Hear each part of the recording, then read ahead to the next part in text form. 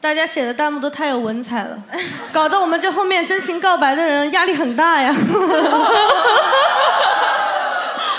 那好吧，那我们抓紧时间，我就来做那个第一个真情告白的人吧。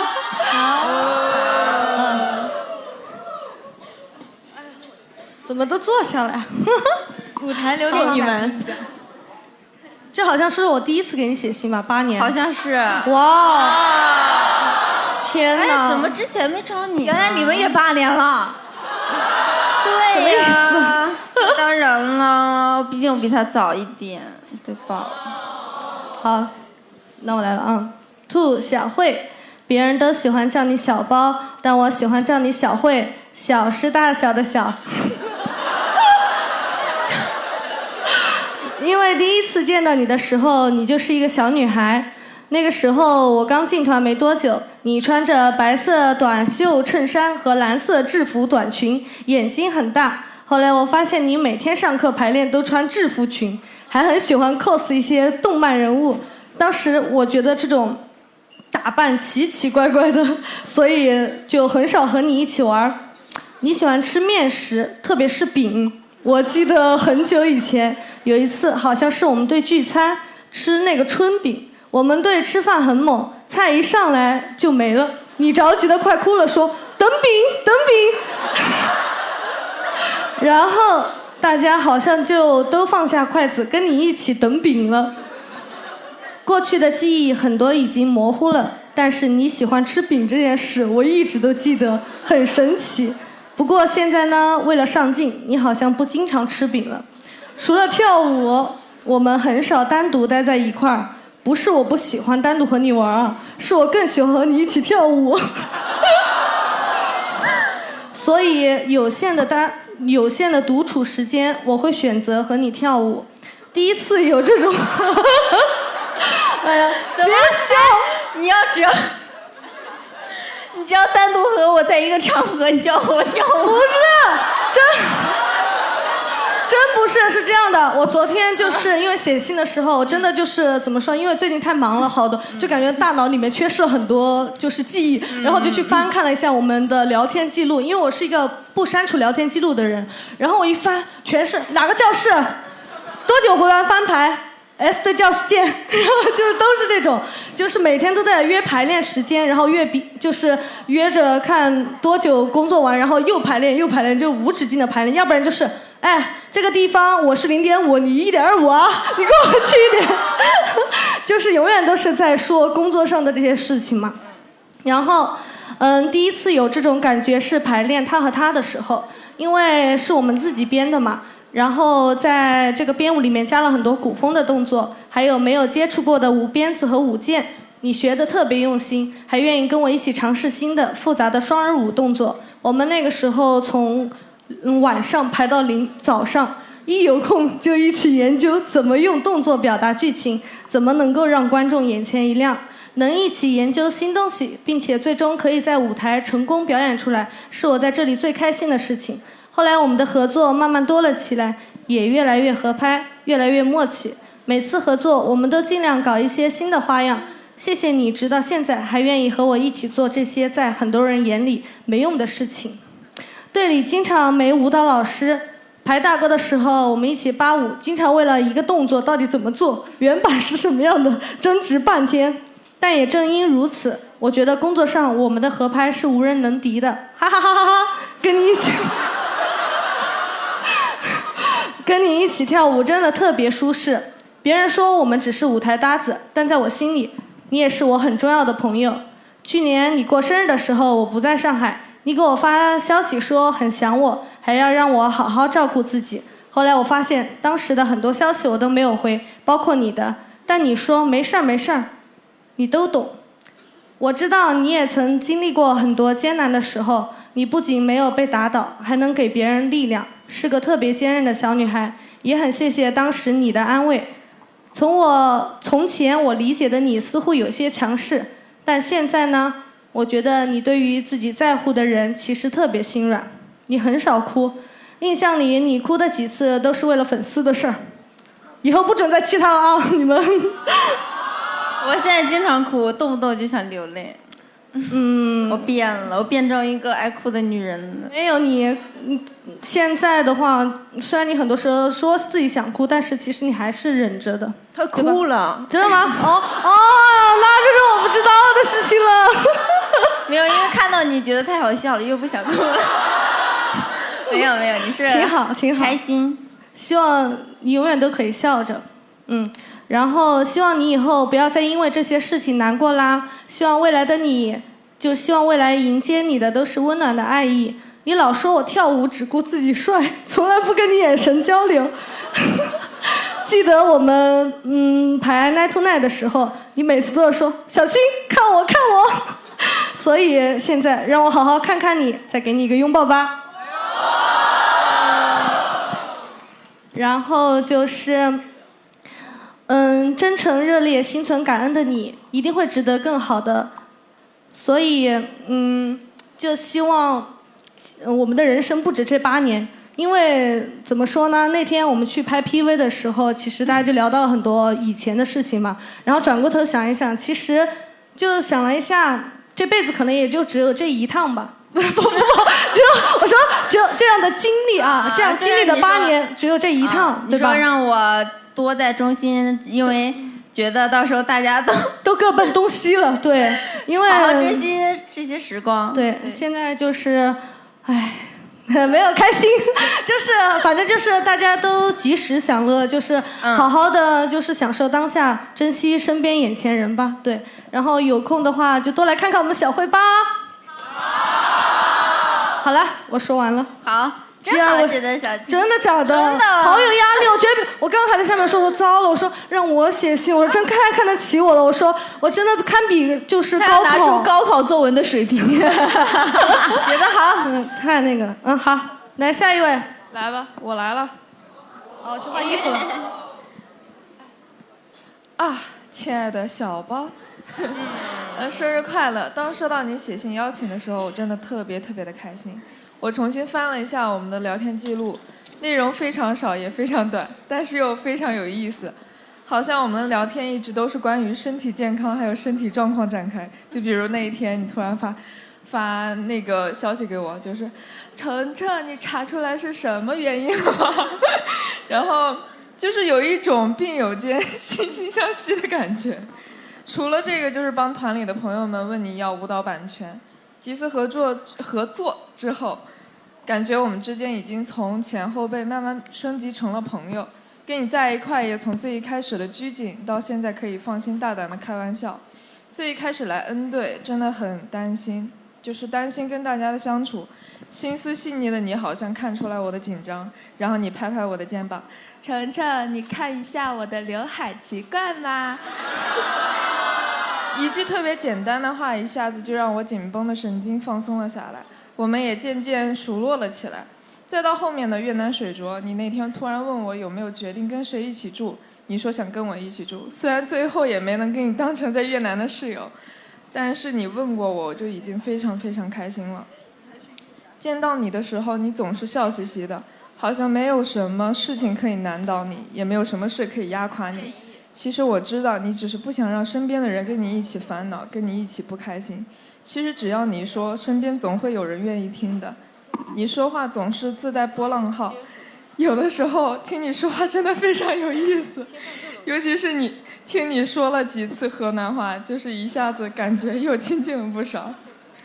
我总感觉你的笑容下面隐藏着很多不为人知的伤感，我也不知道为什么会有这种感觉，就是有的时候看你笑得挺悲伤的。看来因为我是有内涵的女人，有故事的女人，就是不能够这么的透露出来我的内心。明明有很多次能清楚地看到你眼里的疲惫与难受，但是问你的时候你总说我没事呀，真的没事。胡小慧真的是一个非常嘴硬的人，就是可不可以撑不下去的时候就别再故作坚强了。作为后辈，我想跟你说，前辈你真的是一个很好的偶像，你有着很认真的舞台态度，你会为了一个舞台经常一个人排练到深夜，有的时候我下去拿外卖的时候就看到他一个人在那就是排练室哼哧的跳，我就觉得哇好厉害。然后就是你也会为了好的舞台效果活出自己的形象，就是只为了配合我的一个不成熟的想法和提议。不管从哪一点，你都是我学习的榜样和动力。作为朋友，我想跟你说，小包，你一定要照顾好自己的身体。很想劝你别这么拼了，但是你肯定不会听的。我知道你一直把舞台看得很重要，但是一副好的身体才是你完成舞台的前提啊。很开心可以作为你的朋友来给你写这封信，也是真心希望你成为无所不能的大人的同时，也可以当一个无忧无虑的大小孩。胡小慧就是要做那个最最开心、最最幸福的人。希望你接下来的路越来越顺利，也希望你接下来想做的事情都可以做成。生日快乐！好，谢谢。其实我大 MC 的时候特别想上，哎呦，但是怎么了？咋了？没事没事没事啊。但是因为我实在是动不了，太累了，然后我到现在妆都没化完，这是我人生第一次妆都没化完。没事儿，没化完也非常美，特别好看。然后我就很担心，但我想了想，算了，只要表现好，完成就好了。因为我就是早上排练的时候特别没有力气，就非常非常担心。好在上来的时候就觉得看到你们吧，可能一下子就又有力量了。大家多多爱小包吧。好，这里有一个，就是现在就在台下，他也不知道为什么不自己上来练的一个人哈。啊，练了。读那个，因为一个错误的估算，导致本该在你生日环节上大放异彩、抢尽你风头的我没能上驻演，给你太遗憾了。但是想着你还要在我司待上好几年，又觉得没关系，咱们下次一定。写这封信呢，就是想说一说你这个人。我一直都知道你是一个努力上进的人，作为一个粉丝，喜欢你一定是一件很开心、很幸福的事。但作为朋友的我，私心的是希望你别太拼命，因为你拼命赚来的钱，照你这个抠不隆咚的性子，肯定不会分我一点儿。上次陪你去医院，才真正体会你是一个身体很差的人啊。看你从病房里出来，一把鼻涕一把泪的样子，我好像无痛当妈了。剩下这辈子的弯路，什么意思？这好。最让我吃惊的是，你麻药劲儿都还没过完，就要说要不回重新排练吧。我那会儿真是觉得你疯了。以前总觉得你这一身肌肉一拳能打死一个我，2个陈彦南，3个韩家乐，4个刘淑贤。但没想到你体质是真的差，反而像我们刘老板这样一天要死不活的人，啥大病都没有。人生真是越投降越快乐哈！我对你没有期待，只希望你能快乐的活着，有好的体魄，还能继续想吃剩饭就吃剩饭，想打麻将就打麻将。因为照这个情形发展，以后我们7老80了，你还是我们几个里最年轻的一个。推轮椅、喂饭、端屎盆子，这活儿都得靠你。那肯定得靠你呀，我没有力气。那我也不行，要不刘淑贤吧？我是段飞呀。好，所以好好活着吧 ，Don't worry, be happy。我说这个人他自己在下面不来读这个，他说因为他大 MC 没有来给你说祝福。虽然你也没有在台上，但是他现在在楼下让我上来给他读，最后还带一句英文是什么意思？想秀一下吧。对，就是想秀一下。我对你说的也是，凡事以自己为重，好好照顾好自己。我刚刚才知道你怎么在做完麻药之后第一件事要不回重新排练吧？着急。照顾好自己，小包。哎，来吧。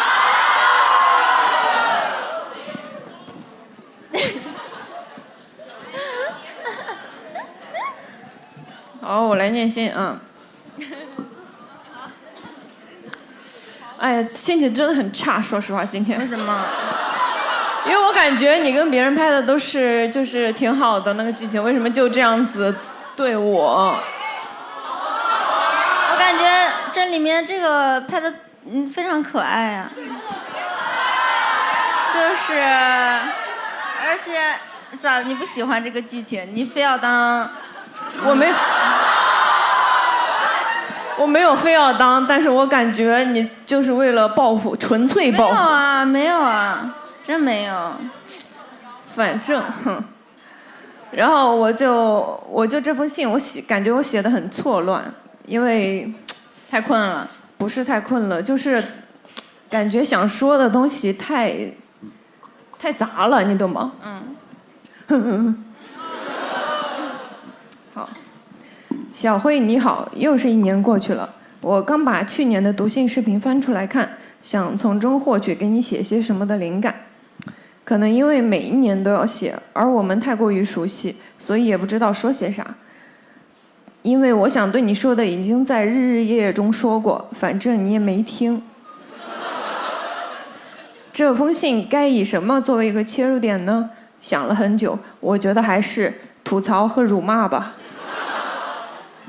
最近的你真的很辛苦，但有时候我觉得你的辛苦是自找的，就像没苦硬吃的老一辈，明知道自己身体根本就不允许，医生也不让运动的情况下，还是执意要勉强身体做一些事情，都不去了解可能会有的坏结果就做，真的出现自己不能承受的后果，就会害怕的哭。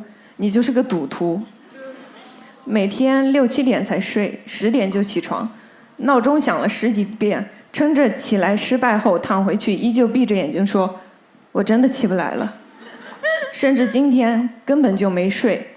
你真的有在好好照顾自己的身体吗？会心疼你，但是也会气不打一处来。然后我就想起前段时间网上流行一个说法，看起来很懵懂的人是第一次做人，上辈子可能是个动物。我觉得你大概就是，而且是个考拉，因为不计后果吃有毒桉树叶子，然后中毒昏迷。其实不太会为这种人或事生气，我觉得每个人选择的后果都只能自己承担，但是你又很会卖惨装可怜。其实我不知道为什么，最近的我时常会想起小时候的你，虽然我们没有见过。想起你说住在别人家的屋檐下，望着家的方向无声的哭，想着跑回家需要多久呢？我会在脑子里模拟去到那个场景，以第3视角看着。可能我想象力太过于丰富，所以可能会把你想得比实际更可怜。但是这样的被泪水浸泡的夜晚，你自己都度过了多少个呢？那个对任何人、任何住所都没有归属感的大脑袋小姑娘，自己去大便餐厅打工赚点钱，自己给自己找学校，自己骑2个小时自行车去上学，自己决定任何事情，自己躺在手术台上想着一定要攒够做手术的钱。那时候也流下了眼泪吗？一些在我想来都是会有家人陪伴完成的场景，好像都是你一个人。当我说起过年时候要给爸妈过年前的时候，你也露出很茫然的表情问：“还要这样吗？”你好像很独立，很多事情都习惯了自己去做，也好像很抠门，可能余额越来越多才会有一些安全感吧。但是我问你攒了多少钱，问了半年你都不肯告诉我。明明告诉你了。那是因为我假装生气了。你是真生气了，就因为我不告诉你我的身高，你就生气了。真奇怪。可是你也不告诉我你的体重。体重无所谓啊。你不是啊，但是你从来没有告诉我，你每次都拿脚遮住。这是保护自己的隐私。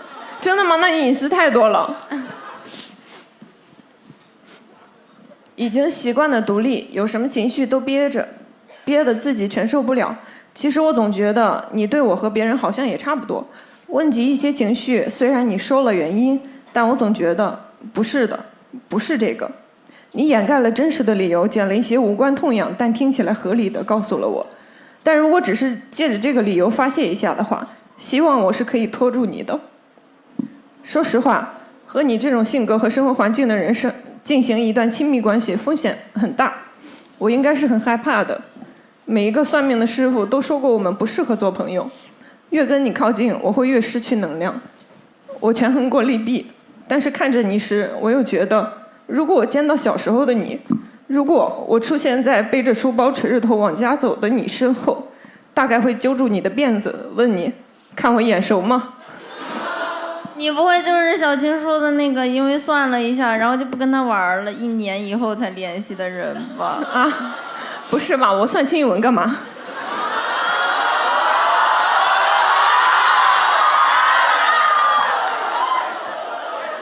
这时候你肯定会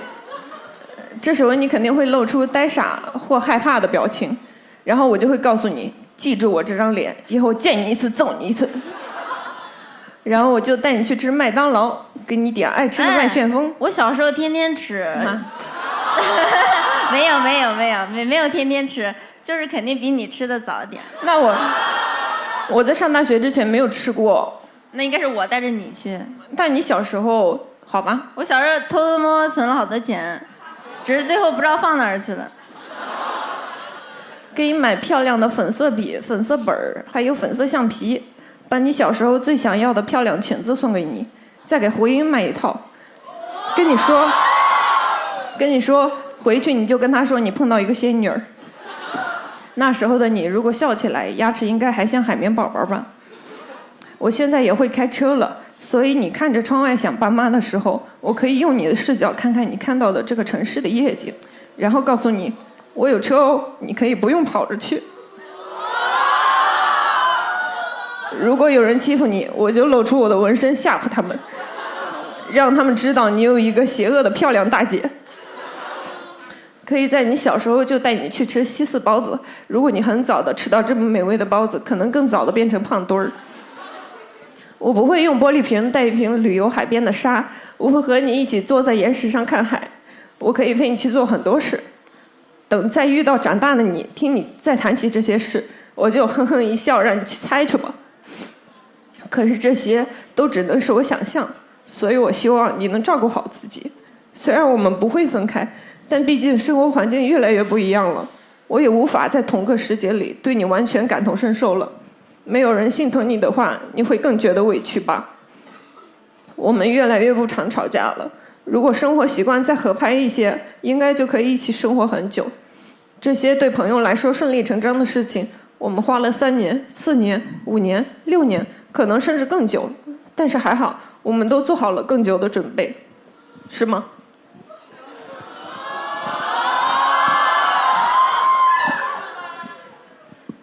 我请问呢？感觉有点不好意思，就说是，你说是，感觉有点，感觉像我，你是老师，你要让回答问题，是吗？是吗？也有更久的时间，那么以后也一起走吧。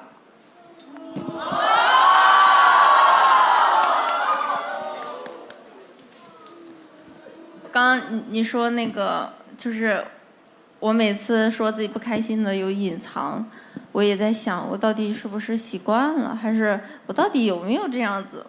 是不是你的错觉？我觉得不是。哎呀，我觉得你可能会临时编一个。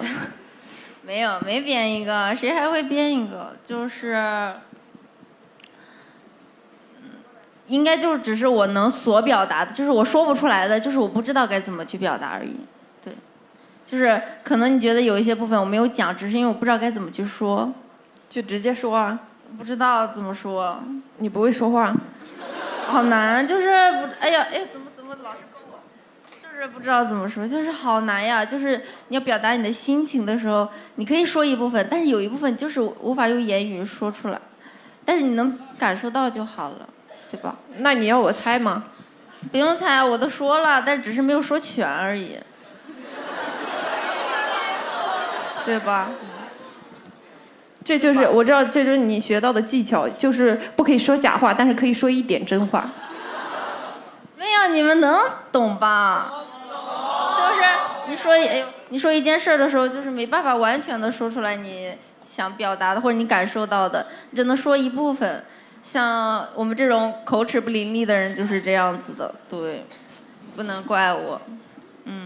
好，今天这个时长太长了，我估计得赶快结束这个环节了。对，也非常开心大家今天来看我的生日公演，就怎么说很奇怪，我本来以为我会很紧张，但是并没有很紧张。我觉得可能是因为就是我一上台就听到你们喊我的名字，一下就觉得啊，没事儿，都是自己人，说错了也没事儿，就不会太担心说，会不会别人觉得啊，这个表演的是什么啊，他跳错了什么的，就想着应该大家就是都会包容我的吧。所以就也不紧张了，还是很开心的。没想到我竟然完成了，我的妈呀，我太开心了。还有就是很不好意思，就是今天这个前面没有在。还有确实是我一想到要表演那么多，对我自己的身体就是开始恐惧了。就是也是为我这个后面表演能表演好吧，所以还有就是开场的时候，大家这次也没有听到大家读那个须知，对，因为我爬不上来这个楼梯了，太累了，所以就是那个再自我介绍一下，大家好，我是 SF48 Demon2的胡小慧。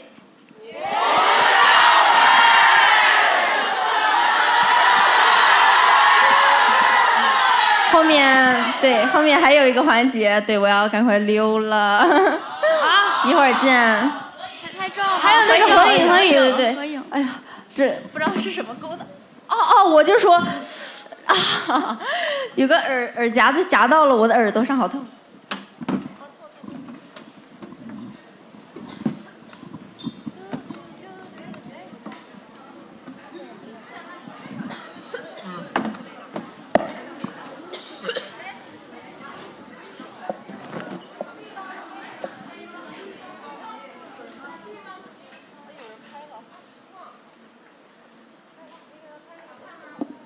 好看好看，美死了，美丽美丽。他要拍个视频，拍吧，来吧，拍吧。等会儿，3、2、1，茄子。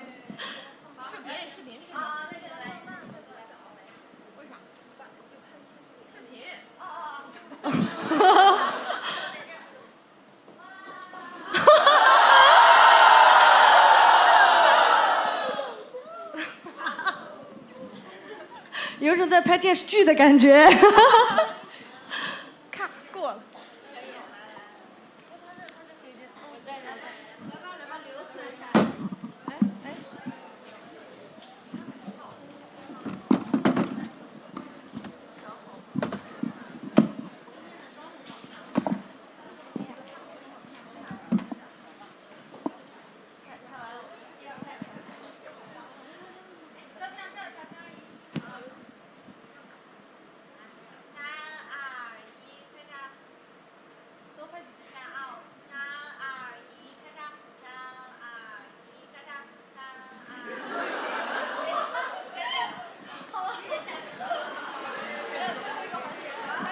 那我们最后祝小包